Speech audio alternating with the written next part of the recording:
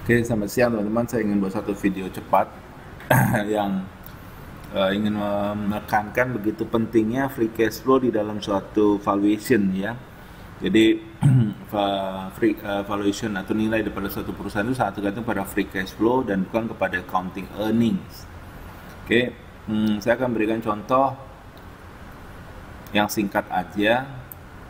Nah, sebentar saya memperkenalkan website kami.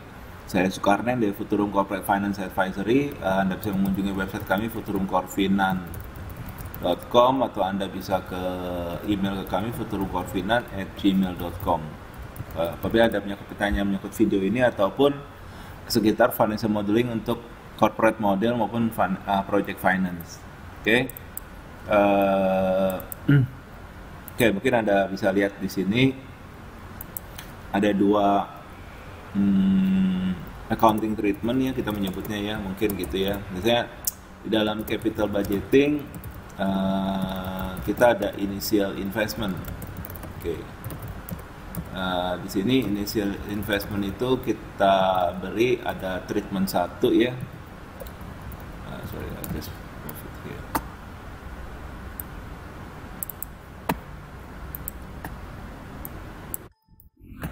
Oke, jadi ada treatment 1, katakan initial investmentnya Anda spend katakan 700 ya. Saya taruh di mana 700? Sini USD, Anda pakai IDR. Oke, treatment 1 dan treatment 2. Oke. Treatment 1 700, treatment 2 itu 500. Artinya yang 200 spend ya. Jadi full cost-nya adalah 700. Ntar saya pindahkan ke sini. Oke, tapi expand off. Ada yang ada expand off kan. Katakan misalnya 200. Jadi totalnya netnya 500. Oke. Jadi ada 700 sama ada 500 ya. Ini katakan saya kasih contoh estimated useful life-nya.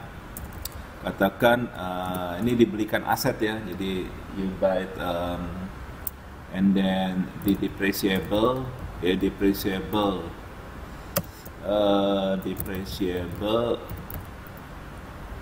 cost-nya untuk yang treatment 1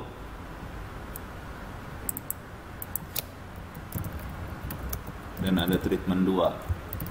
Jadi kalau treatment 1 adalah 700, treatment 2 adalah 500. Oke. Jadi sekarang tinggal estimate. Ini kita berikan estimated useful life. Saya kasih contoh yang gampang 2 tahun aja. Oke, ini saya copy ke bawah.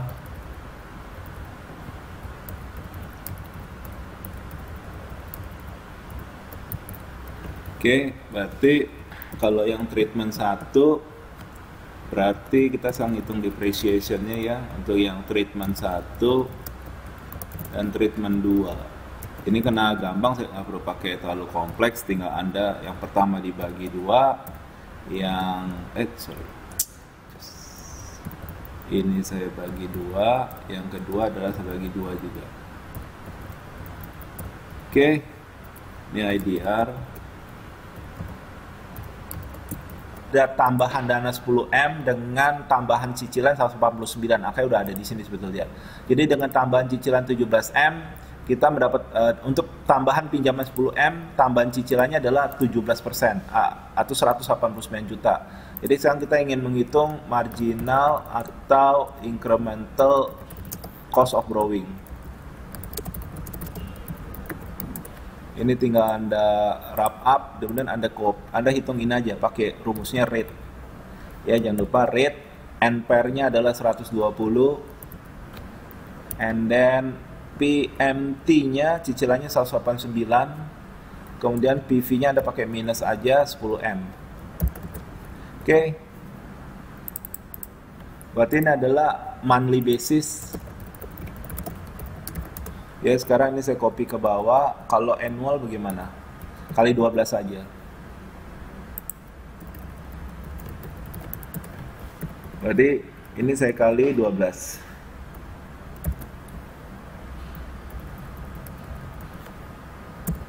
Oke, berarti 19,39%.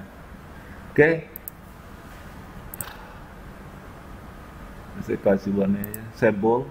Nah, artinya kalau kita perhatikan ya, dengan tambahan 10M ini sebenarnya bunga efektifnya adalah 19,39%. Artinya apa?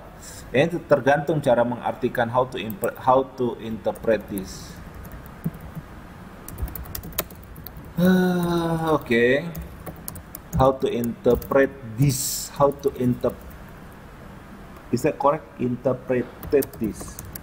Oke, tergantung. Jadi the company has excess fund, atau the company does not have excess fund. Oke. Berarti kalau dia punya excess fund, katakan dia punya 10.000 di sini ya. Is that correct I put here? No, I should put here. Ini saya pindahin ke sini aja.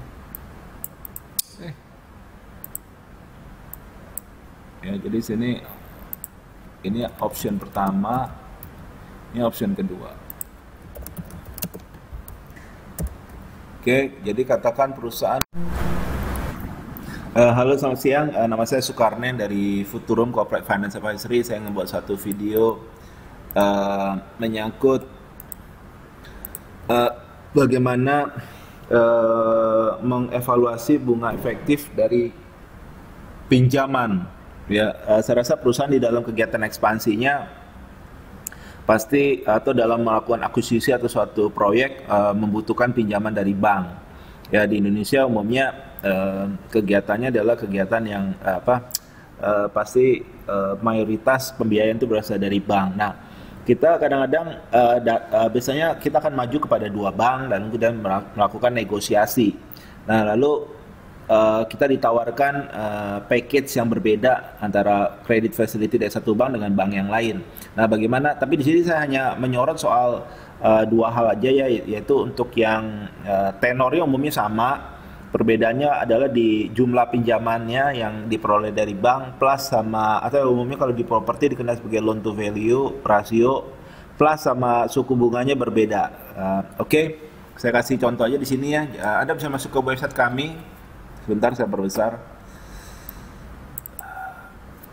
www.futurumcorfinan.com, atau Anda bisa kirim email ke kami ke futurumcorfinan@gmail.com apabila ada pertanyaan seputar video ini ataupun ada pertanyaan sekitar financial modeling untuk corporate model maupun project finance model. Oke, saya mulai aja ya. Jadi di sini ada kebutuhannya, kita ada project acquisition. Misalnya nilai komersilnya itu 100 miliar lah. Saya nyatakan dalam IDR 110 miliar kurang 100 miliar, and then sorry, oke, 100 miliar.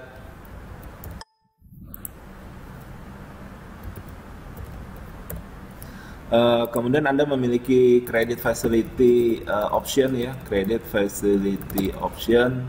Sini saya gampangnya saya bagi dua aja ya. Ada option A, ini dari bank A, option B dari bank B. Sederhananya begitu aja. Jadi Anda hanya ada dua bank aja. Tapi kalau Anda lebih dari dua bank ya Anda harus evaluasi. Tapi prinsipnya akan sama saja.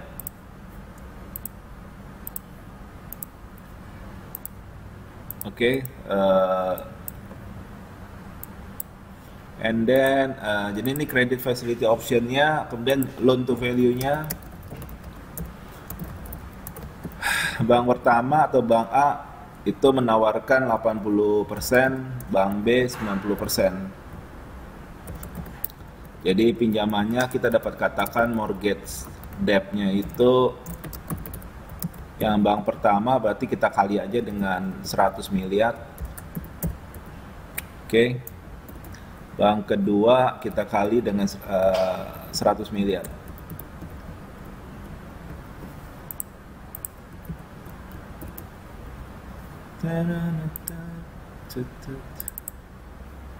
Oke, 80 sama 100 miliar mortgage debt-nya ya, berarti ini yang amount-nya. Bentuknya dalam bentuk ini percentage, ini bentuknya IDR. Kemudian tenor, ya pasti tenor, katakan kita ambil 10 tahun aja. Jadi ini adalah years. Kemudian biasanya dikenal sebagai untuk sederhananya nggak ada loan apa sebutnya ya, commitment fee. Anggap aja nggak ada ya untuk sederhananya. Jadi percentage katakan 0. Biasanya bisa 0,25 sampai 1% ya. Tergantung nego Anda, dan kadang-kadang bisa juga dengan pihak bank kita cicil ya, tidak harus bayar sekaligus. And then interest rate ya, annual interest rate. Jadi di sini adalah percentage. Saya taruh aja misalnya di sini 11%, di sini 12%. Sederhana gitu ya, ini fix ya, sifatnya fix untuk 10 tahun ya. Biasanya ada bisa floating juga, tapi untuk contoh ini saya kasih fix saja. Jadi kita bisa hitung sebentar, tenornya 10 tahun, berarti saya taruh di bawah aja ya, months in 1 year.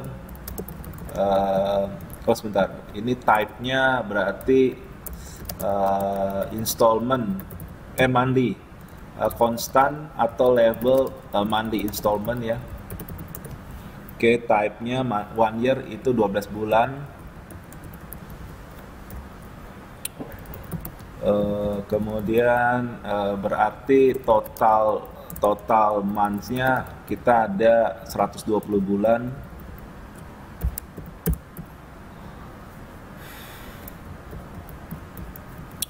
Lalu apalagi ya? Oh, interest-nya tadi ini kan berarti monthly interest rate. Ini saya bagi 12 saja ya.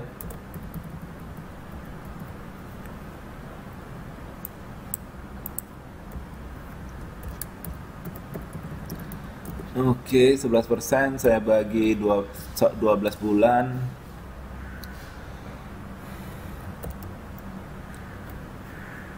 Kemudian yang ini saya copy ke kanan aja. Oke, berarti 1% sama 2% ya. Apalagi I think so, that's all. Sekarang kita tinggal, nah kalau kita perhatikan berarti kita biasanya orang langsung melihat suku bunganya ya. Karena kan memang perbandingannya umumnya di suku bunga. Oke, kalau kita lihat 11%, nah cuma permasalahannya ini kan ada selisih ya, difference ya. Jadi fasilitas pinjaman jumlahnya tidak sama, yang satu lebih besar 10 miliar. Oke. Sedangkan bunganya selisihnya 1%.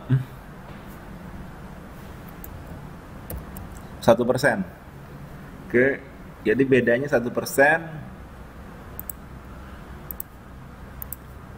Kalau kita perhatikan di sini, jadi kalau kita lihat ini kan ada perbedaan 10M ya. Nah, 10M ini sebetulnya bunga efektifnya berapa? Apakah 12%? Ya, feelingnya mungkin ini 12% atau bahkan bisa lebih besar. Kenapa ya? Berarti kan kalau ini 10M ini kan berarti dia sama dengan 10M bagi 80M ya. Berarti 12,5%. Jadi kalau ini kita bagi, ini dibagi ini. Sedangkan kalau 1% ini peningkatannya kita bagi dengan 11%, sebentar, berarti 9%-an ya. Oke, berarti peningkatan ini 9%, ya, 9% dari 11%, sedangkan ini kita dapat 12,5%. Oke, ini gambarannya ya. Jadi suku bunga ada naik 9%, cukup besar ya. Jadi kalau kita lihat 11% naik 9% atau 1% efektifnya, tapi dia naik 9% dari sini. Nah, 12,5% dari sini. Jadi untuk mendapat peningkatan pinjaman 12,5% lebih tinggi, higher, kita harus membayar bunga 9% lebih tinggi dari 11%. Ya, karena 1% dibagi dengan 11% dapat 9%. Oke. Kalau lihat begini, apakah 12% menjadi, jadi yang menjadi isu adalah how to determine incremental atau marginal cost of borrowing.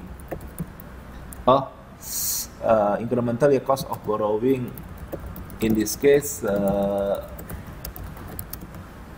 IDR 10 billion higher of facility of option B compare to option A.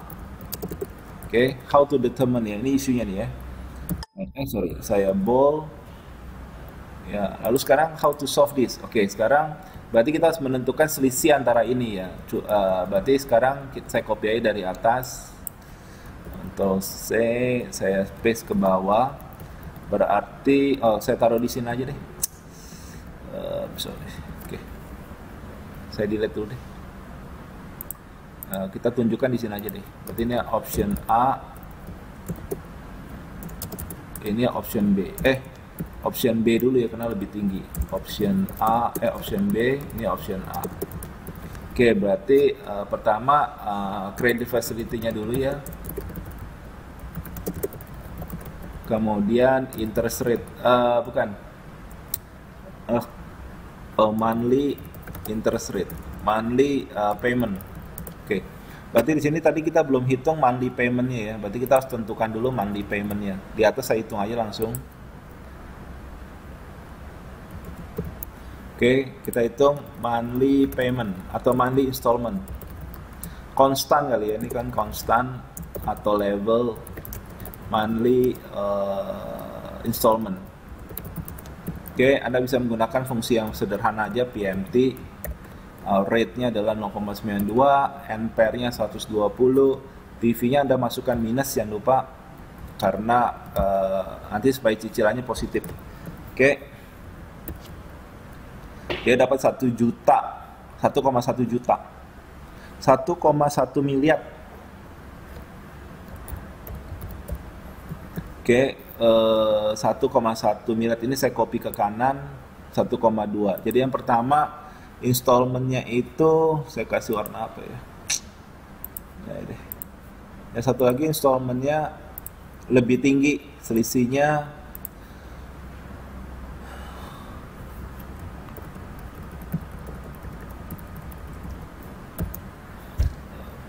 why we put percentage 189 juta lebih tinggi. Oke, ini saya copy aja. 17% lebih tinggi. Oke, jadi cicilannya 17% lebih tinggi. Nah, untuk menghitung monthly installment ini kan kita menggunakan PMT. Tapi kalau Anda yang suka pakai tabel, you can use alternatively. We could use what we call constant table. Is that correct? Sorry.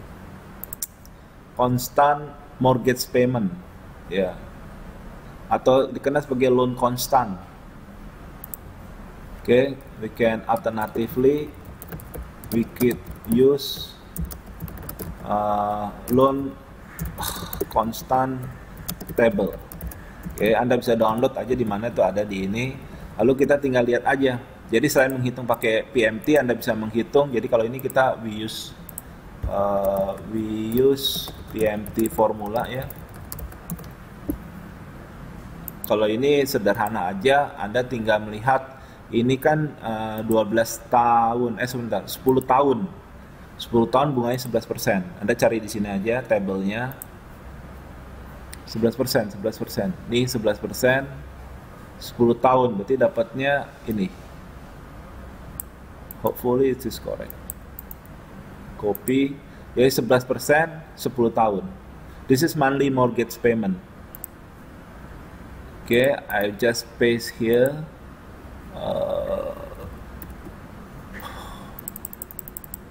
Oke, yang kedua itu adalah 12%. Anda cari tabelnya 12%. 10 tahun. Ini dia.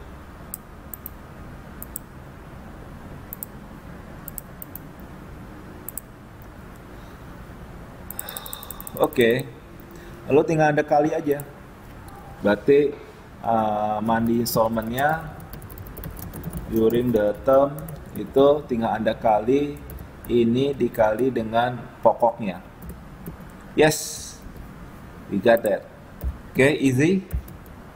Nah, kalau Anda tanya ke saya, ini udah sama dengan ini, artinya, jadi kalau kita lihat ya, loan konstan itu berarti semakin tinggi loan konstan berarti kurang bagus bagi kita, karena cicilannya berarti lebih besar.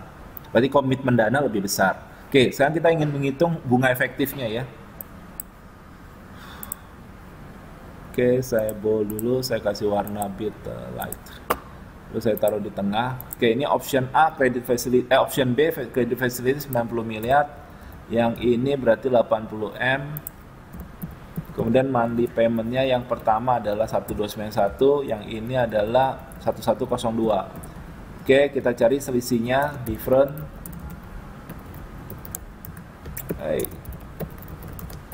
Berarti tinggal ini dikurangin aja. Oke, berarti Anda tinggal copy ke kanan. Saya ambil dari sini aja.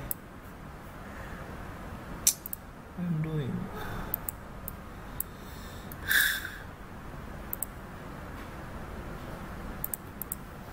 Oke, saya kasih bold, saya kasih warna supaya menarik. Warnanya yellow aja. Oke, berarti sekarang kita ingin menentukan, berarti ada tambahan dana 10M dengan tambahan cicilan 149. Akhirnya udah ada di sini sebetulnya. Jadi dengan tambahan cicilan 17M, kita mendapat untuk tambahan pinjaman 10M, tambahan cicilannya adalah 17% atau 189 juta. Jadi sekarang kita ingin menghitung marginal atau incremental cost of borrowing. Ini tinggal Anda wrap up, kemudian Anda hitung ini aja pakai rumusnya rate. Ya, jangan lupa rate, NPR-nya adalah 120, and then PMT-nya cicilannya 189, kemudian PV-nya Anda pakai minus aja 10M. Oke. Berarti ini adalah monthly basis. Ya, sekarang ini saya copy ke bawah. Kalau annual bagaimana? Kali 12 saja. Berarti ini saya kali 12.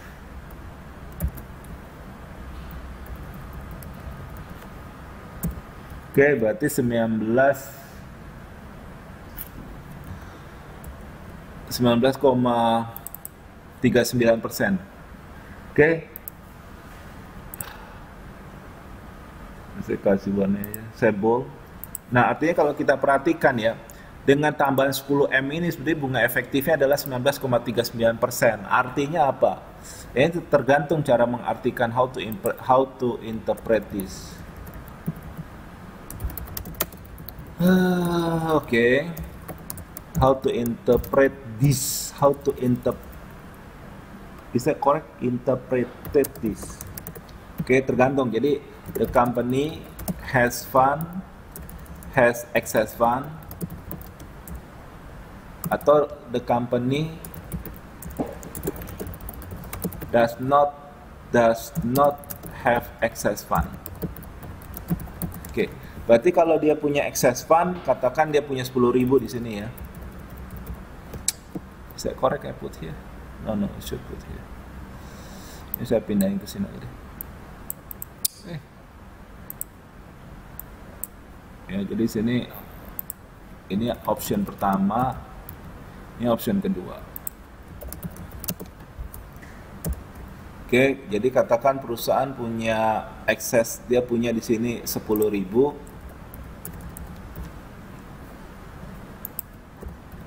Atau tidak punya. Ya, berarti ini the company has to borrow ya. Berarti has to borrow.